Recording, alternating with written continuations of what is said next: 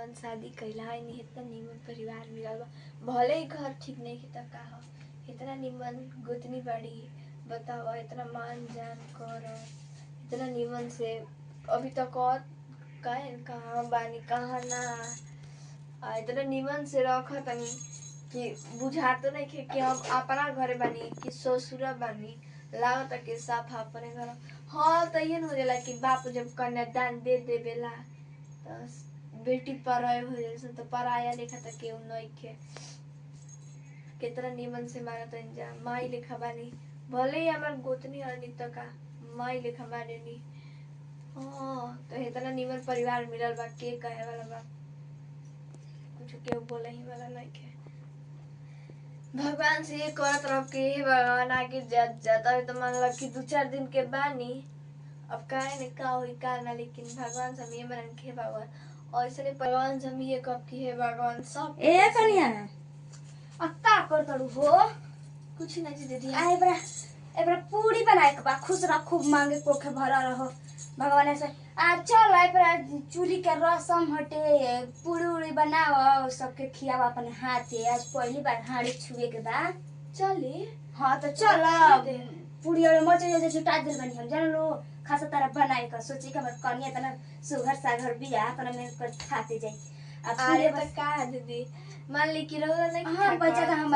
कोई के बेटी न हो तू हूं हम हमारे त नया होत नहीं करे त हमर सास से खोले रही। बताओ ऐसा दिन हो गई कि रौरा सास लेखा बानी, अब जब सास का कन्या त सास गई कि त सास के बदले हम है न बानी ना तारा के जानम मानम त कहबो न के सास लेखी त माने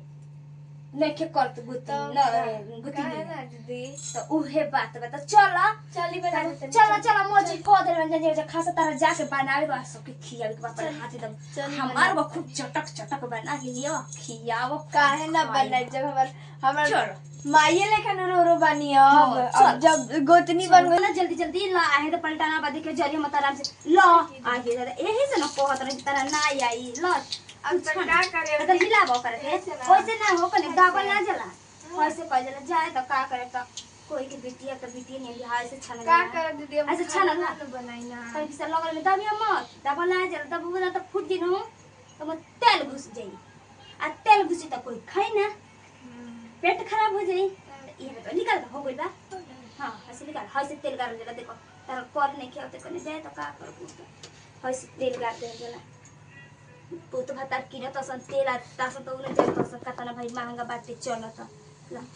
ऐसे ऐसे ही लइयो कल हाय से देख हम कैसे करते इशारा पर हाय से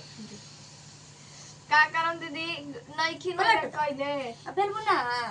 दम छान त तू पेल द का कर मिलजुल के करवा देते नहीं बाकी चटक दीह बना के सोचे काहे न दे हम इतने निमन परिवार है प्रयासरा लागल के बेटा हाल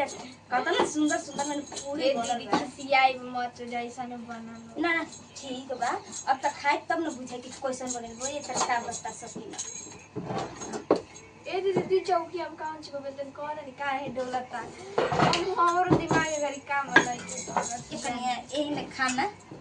बुढ़ऊ के भी दे दिया। हां एमन नया मुंह खा ला पुरनका देबो ना झलक के फेंक दी हम शुरू कराई रहे मतलब देखले रन पुराने में झोंक के फेंकी दे जय दीदी डाल डाल चाहे फूट दे दे ना ए दीदी ना करिया जाए तो कोई बात रहा सिखा ना दे डाल दा। हां देखिए हाथ न जरेगा हां डाल छोड़ जर जीबू हां ला नहीं जरा ए दीदी ना फूली हो भला तहार हई बेलल पूरी न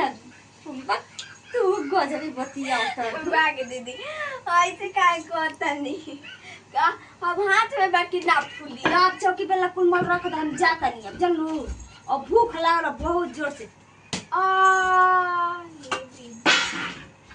चाहे जाए को बंद कर दे दीदी गैस। हां बंद कर काड़ा हो दो कोले का करी चली रुक जा जर जी बुआ तेल वाला रख दी जरूर जी तो हम का कर रहे हैं तब ला हमरा तो पहले भाभी खाना बनवा के भागी दीदी चली खाना दीदी चली खाना दे दो हम खा ली आ तब अभी खेते पधारे हमरा जाए के बा चल कि ना भूख लागल पोस के देख दीदी कहो खाना बनाई लो बन गलो खाना। हां अरे बड़ा जोर से लागल भूख पूछा मत कोनी हमरा को भूख लागल लिया ठीक तो ले ले आ तनी ले आओ खाना हमरा के जल्दी दूगो रोटी हम खा लीही ले आओ बैठो ले आओ जल्दी बताओ जल्दी दे देता नहीं इतना नीमन घर परिवार सुखी शांति बा तो केहू चाहिए ना कि मिल बहुर के रह और अब इतना ऐसा परिवार मिल के बनो कि अब केहू चाहे कुछ करवा लो कौन टेंशन नहीं खे जौन मन तन चलो खाना दिए दीदी जी के दीदी ले पानी लेके पानी ले आवा हाँ, ले ओ आओ। खाना दे बड़ो खाई ढेर नहीं खे चलो खाइए जाए ढेर न होई के कल बढ़िया बोला बा आहा मस्त कनिया बनले बिया हम तो कभी काइन बनावे है कि ना बनावे सब्जी भी मस्त बनले बिया खाई बहुत पेटा लिए दीदी जी पानी ए कोले तू ले अब खाना संग खा ले जा अभी ना आ हाँ माई करे के बड़ जेठ खा ला जान तो हम जा के भी ना करना आ ओकर बाद खा ले अब खाना तुम ना बेटा कहीं घूमे को जान हो हाँ गोले गाँव चला बता हता ना बोल में बब्बे ना हां तो मैं को कच्चा ही रहता खाली तक चली सूती ओकर बाद गुड़ होता बाद रास्ते एक कने तू लिया खा ले बाकी ठीक नहीं ना बा मुंह और तार के खिया दे ना अरे खाई रह रा अरे जा बड़ बड़ा जेठ बड़ा बनी बनैले बड़ निमन बनो बहुत सुंदर बनैले बड़ हाँ त कोई ए छिप ना दीदी काटे जब हम ना काटी ना नु तो कोई छिप ना काटे देखी दीदी हम नैहर में खाना ना बनावे आवेला काहे के झूठ बोलती नैहर में खाना कौन बोला एक कने बा का दीदी मैं जो सड़ी देले बैठ ना हाँ। उस सड़ी में दिए पहर गंगा जी जाए के बा नहा के पहर के आ पूजा उजा कॉल मुंह ए तो दीदी राहुल से पूछे के बा अलमारी के चाबी ले लिया हमारा ले जौन मन करे अलमारी ना से ना चाबी निकाल के दे दी। आना रानी के हम चाबी का करब का आना रानी के चाबी का करब अलमारी का का दीदी तो है का तो कतला ना रानी के चाबी अलमारी ना दीदी हां अलमारी हम भूल आना नारी के कतल तो जाए दो दीदी हम कैसा चाबी हो? ना रखवा के सोड़ी दे दी ठीक बा ले ले अब सुना चूड़ियो नहीं ठीक है अलमारी ना ना अलमारी ना कोहे नहीं क्या तो ये नहीं के बुझा जाए दीदी कैसा ना बा